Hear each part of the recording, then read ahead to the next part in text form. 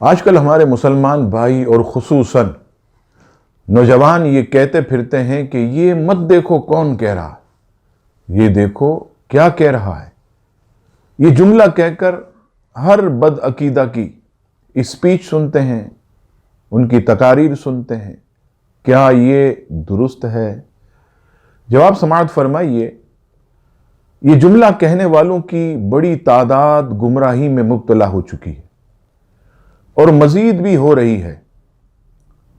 صاف ظاہر کہ اچھے برتن سے اچھی چیز نکلے گی اور برے برتن سے بری چیز۔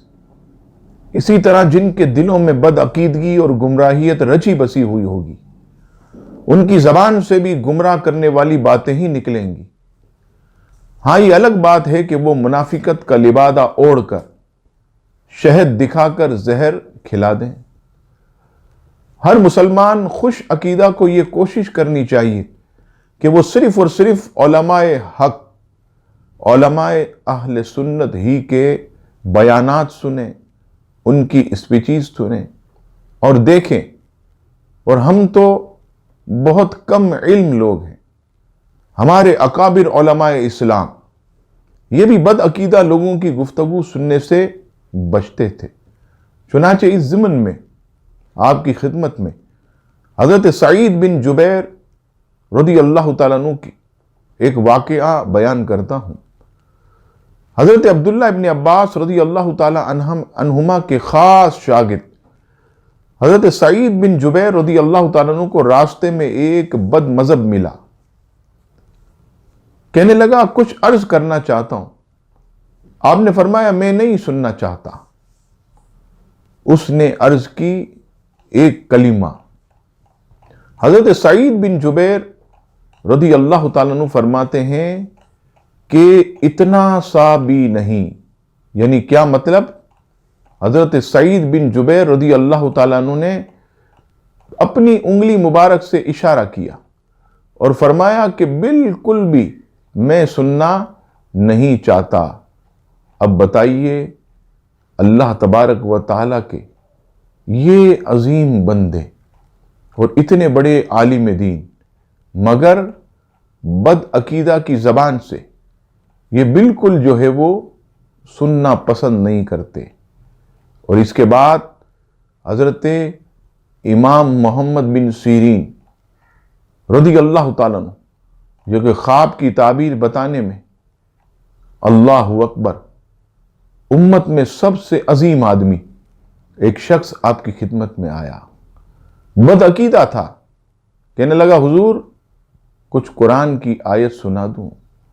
آپ نے فرمایا نہیں۔ کہا کچھ حضور کی حدیث؟ کا نہیں سننی۔ آپ نے اپنے کانوں میں انگلیاں ڈال لی۔ جب وہ چلا گیا، حاضرین نے پوچھا، حضور کچھ سن لیتے، کچھ آیات سن لیتے، کچھ احادیث سن لیتے۔